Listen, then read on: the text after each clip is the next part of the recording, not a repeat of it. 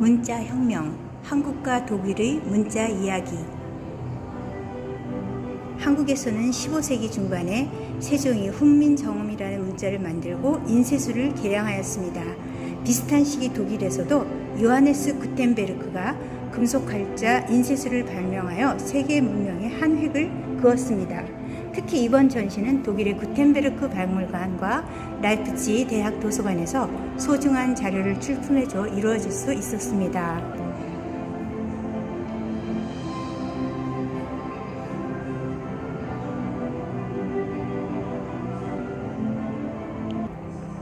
독점에서 공유의 길로. 소수의 사람들만이 문자와 책을 독점하던 시대가 있었지만 1450년대 독일의 요하네스 구텐베르크가 발전시킨 금속활자 인쇄술로 인하여 책의 독점을 무너뜨리게 되었습니다. 한국의 왕조 고려에서는 구텐베르크보다 앞선 시기에 세계에서 가장 먼저 금속활자를 만들고 책을 인쇄하였는데요. 고려를 이은 나라 조선에서도 왕실의 주도로 여러 차례 활자가 만들어졌습니다.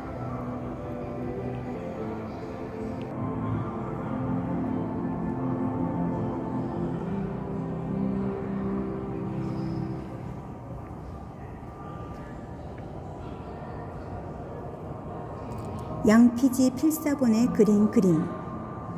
양의 껍질에 그림을 그린 이유가 왜 그럴까요? 부패가 덜할까요? 이것은 양피지에 손으로 쓴 성가 악보입니다. 이것은 양피지의 양의 껍질인데요. 서양에서 종이가 도입되기 전에 널리 사용된 필기 재료로 소나 양 혹은 염소의 가죽으로 만든 양피지였다고 합니다. 양피지는 양의 껍질만 말하는 게 아니었군요. 양피지는 가죽을 벗겨서 기름과 털을 빼는 등 무드질을 하는데 많은 공정이 필요했으므로 가격이 비쌌고, 또 두께가 두꺼워서 양면으로 글씨를 쓰고 코덱스라는 책자 형태로 제본할 수 있었지만 무게가 무거워서 고급 종이가 들어오면서 대체됐지만 고급책을 만들 때는 여전히 양피지를 사용하기도 한답니다.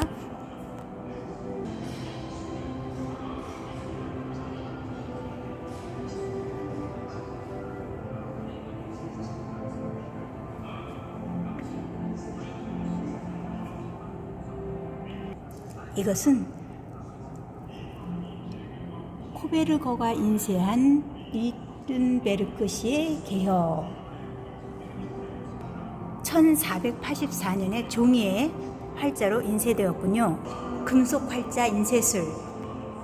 현재 전하는 세계에서 가장 오래된 금속 활자 인쇄본은 직지입니다.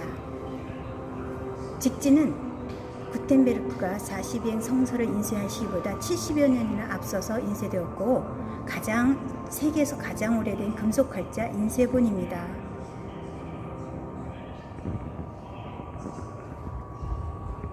1377년 주조로 활자된 인쇄된 가장 오래된 책으로 바로 직지입니다.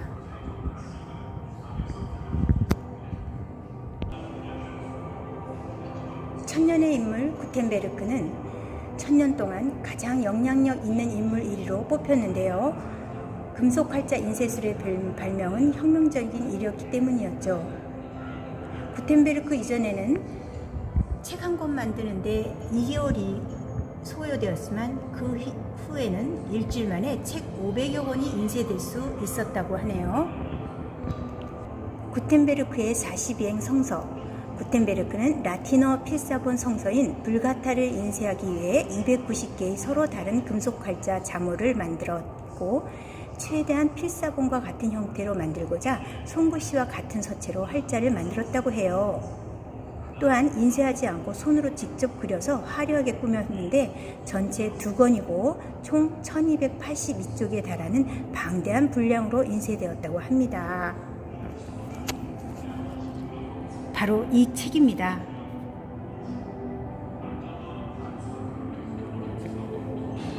(1454년) 구텐베르크가 가장 먼저 인쇄한 책 42행 성서. 표지고요. 오늘날까지도 이 표지가 남아있는 것이 정말 대단하지요.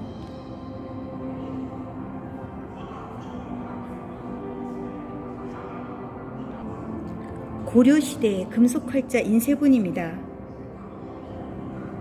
1377년 백운하상 초록 불조직지 심체 요절.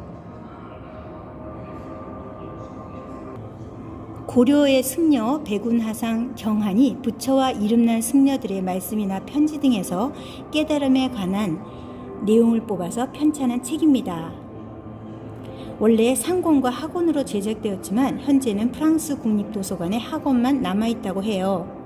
1972년에 한국인 사서 박병선 박사에 의해서 처음 세상에 알려졌고 2001년 유네스코 세계기록유산으로 등재되었습니다.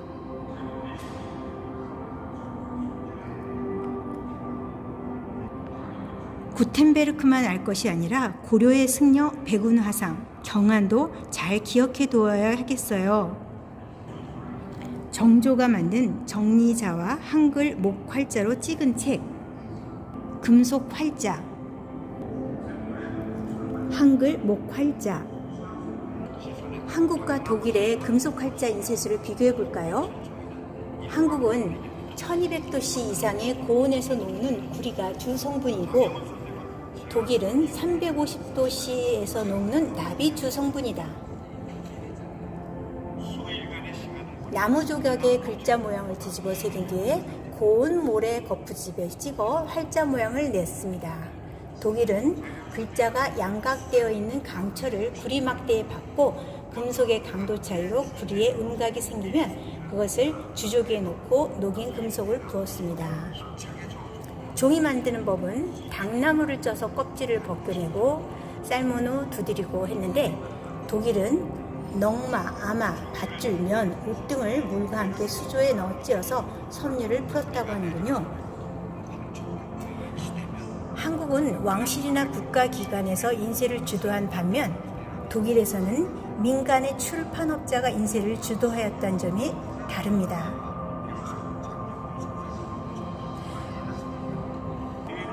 조선에서 두 번째로 만든 금속활자, 금속활자로 만든 책입니다.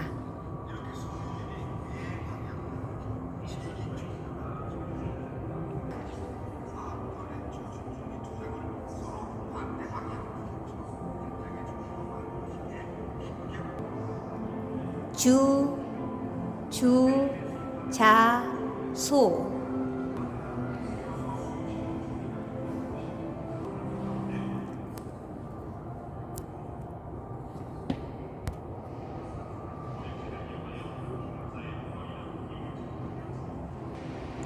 1858년 피담으로 만들어졌는데 활자를 주조하고 인쇄하던 현판 주자소입니다. 조선왕조실록을 간행한 금속활자 실록자를 복원했던 장, 활자 보관장인데요. 조선 후기로 추측합니다.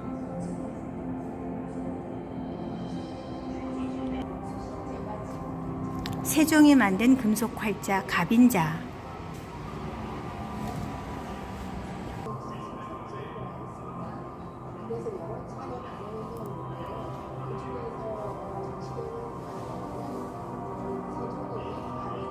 대학 연의는 세종이 갑인자라고 하는 금속활자로 출판했다고 합니다. 세종은 나라를 다스리기 위해서 유교 서적을 많이 편찬하기 원했고 이를 위해서 인쇄술을 개량하고 활자를 많이 만들었습니다.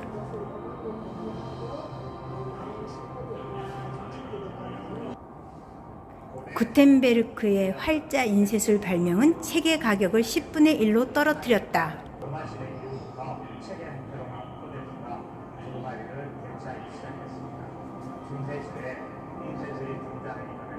수고원의 필사관에 있어서 성서를 직접 선포하셨습니다.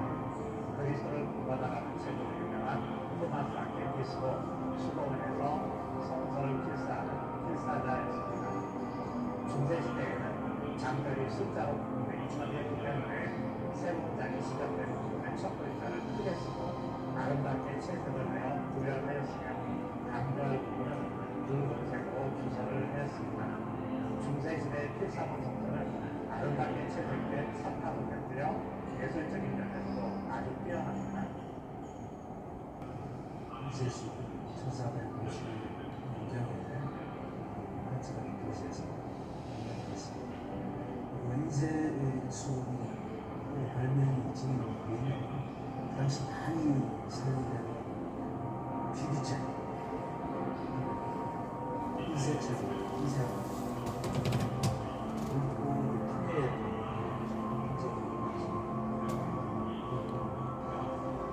이세수 수많은 형태의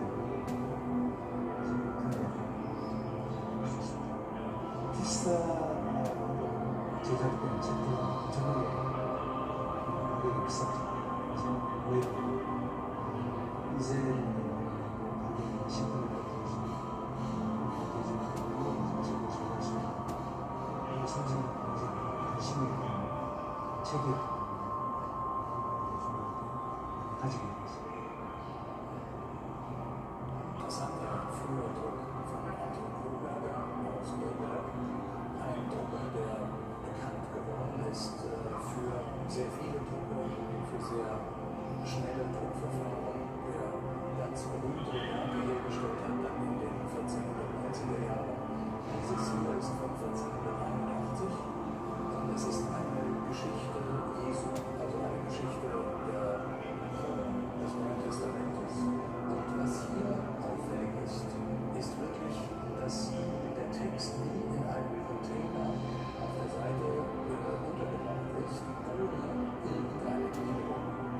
Gliederungen waren in Handschriften, also in der Tradition davor, eher unüblich. Man hat eher Markierungen an der Wand geschrieben. In der Druckzeit etablieren sich schnell die Überschriften, aber sie haben dann den Charakter einer Unterbrechung des Textflusses.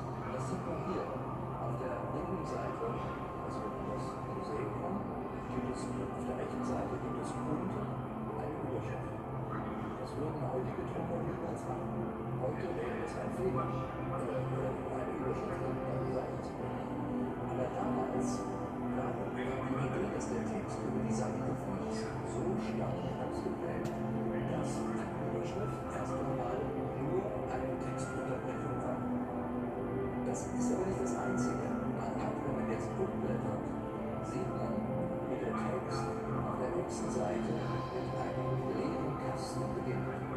Dieser leere Kasten, diese leere Fläche, ist vorgesehen für eine Initial. Das heißt, für den Hauptbuchstaben, der den Satz beginnt, der sollte normalerweise in der Handschrift von Hand ausgemacht werden.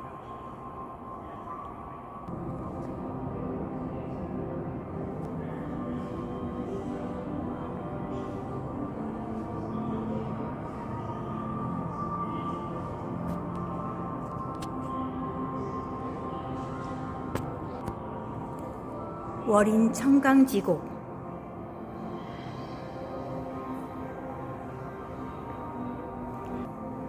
문자를 읽고 쓸 줄 아는 것은 단순히 의사소통의 차원이 아니라 사회의 진정한 구성원으로서 공동체가 추구하는 가치와 문화를 함께 공유하고 만들어 나가게 된 것을 뜻합니다. 진정한 소통과 공감을 향한 변화는 번역에서 시작되었는데요. 한국에서는 국가 주도의 유교와 불교 경전의 번역이 시작되었고, 독일에서는 마르틴 루터의 성서 번역이 자국어 보급과 사상 전파의 촉매가 되었습니다. 월인 청강지곡은 1447년경 세종이 한글로 지은 최초의 가사 문학입니다.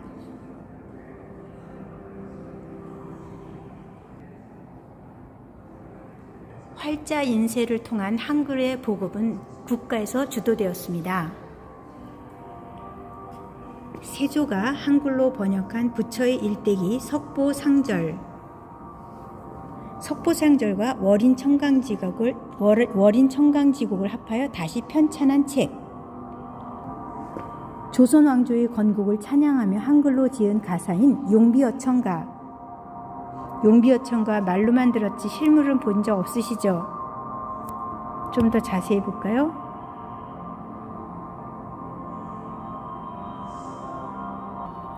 백성의 이름을 최초로 한글 활자로 인쇄한 책 사리 영웅기. 독일어 출판과 인쇄, 민간에서 주도하다. 요하네스 멘텔린. 조선과 달리 독일에서는 민간이 주도되었는데요. 최초로 인쇄된 독일어 성서. 세포가 독일어로 인쇄한 약초 도감. 페터 셰퍼.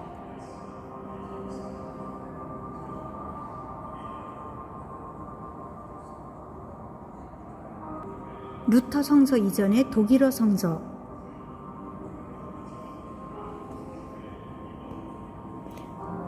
코베르거가 양피지에 인쇄한 독일어 성서.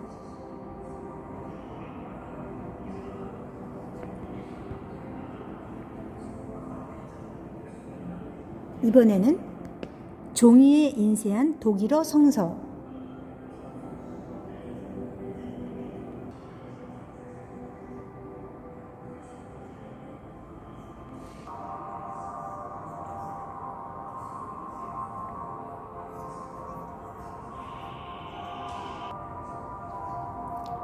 최초로 언해라는 이름을 붙인 번역서. 최초로 한글로 번역한 유교 서적.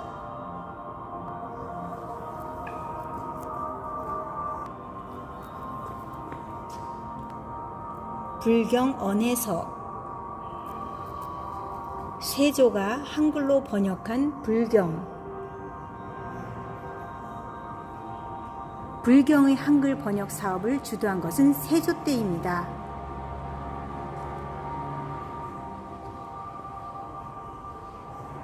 백성들에게 유교 윤리를 가르치기 위해 가장 먼저 번역된 책은 수학입니다.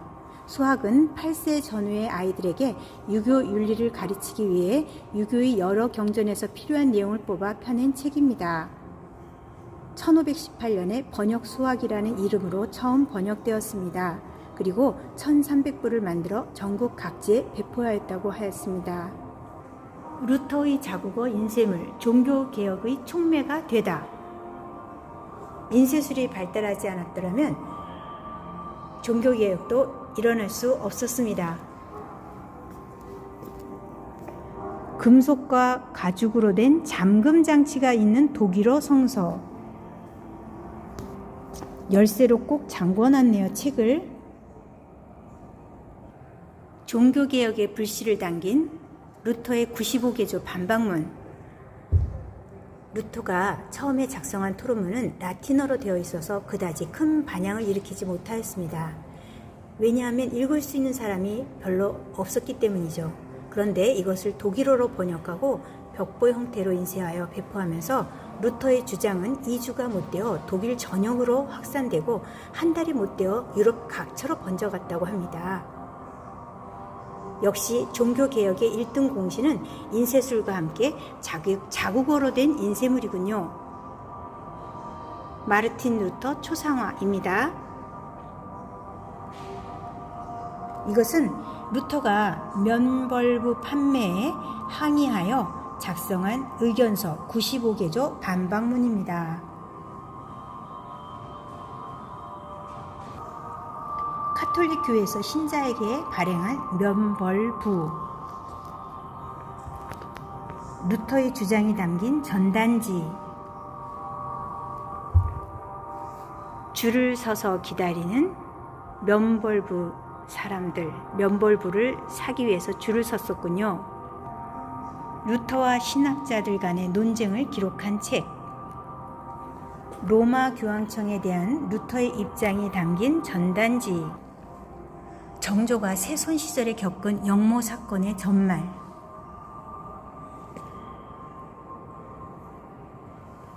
한글로 알아보는 서양의 정치 제도. 아동들이 알아야 할 지식과 덕목.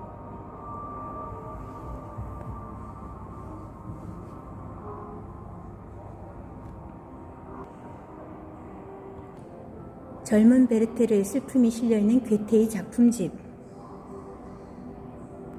독일어로 번역된 프랑스 소설. 최초로 셰익스피어의 희곡을 독일어로 번역 출판한 소설가, 인류 최초로 전쟁을 기록한 역사가, 백설공주, 헨젤과 그레텔, 라푼젤 등이 실려있는 독일의 전래동화집, 춘향이와 목련무늬의 신분을 뛰어넘은 절절한 사랑 이야기,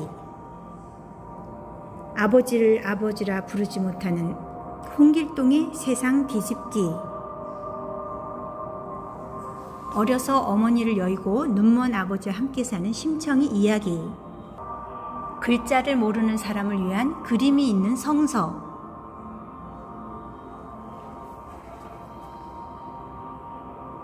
도덕교육책이 있고 의학책이 있고 시체로부터 죽음의 원인을 밝히는 법,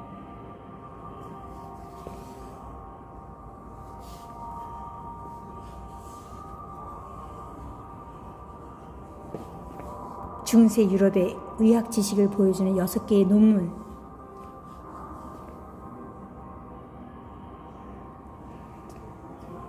어린이를 사랑하는 정조의 마음이 담긴 책, 라틴어 학습 교재로 널리 쓰인 우화집,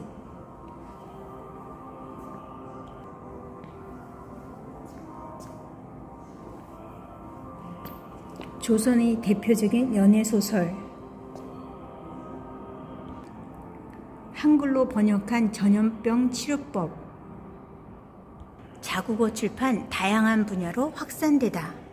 인쇄와 출판 기술이 발전하면서 조선의 통치자들은 유교와 불교 서적뿐만 아니라 실용 서적에서도 다양하게 책을 간행하여서 백성들에게 배포하였습니다. 춘향전, 홍길동전, 구운몽과 같이 당시 널리 읽힌 소설책은 한글 문화 향유층의 확산을 이끌었고요. 독일은 법률, 문학, 철학, 의학, 과학 등 다양한 분야에서 독일어 인쇄본이 만들어졌습니다. 백과사전, 젊은 베르테르의 슬픔과 같은 베스트셀러가 널리 출판되었으며 영국, 네덜란드, 프랑스, 스위스, 이탈리아 등에서도 독일의 도시 프랑크푸르트나 라이프치히로 모여들 정도로 서적 인쇄와 거래가 활발해졌습니다. 출판 산업의 확산으로 책의 가격이 떨어지고 책의 크기와 무게가 크게 줄어들었습니다. 궁체와 프락투어, 서체에 대해서 보겠습니다.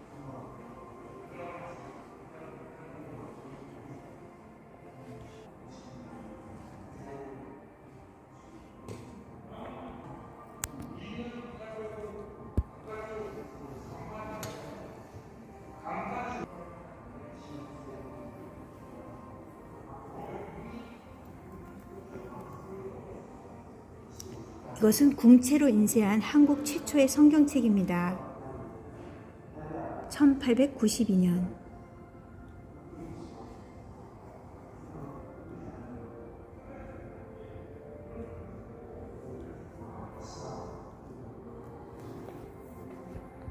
궁체로 인쇄한 동학 가사집.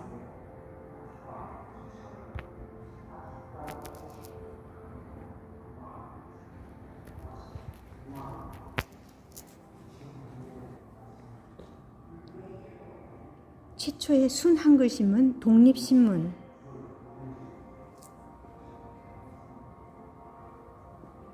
여성적인 서체어.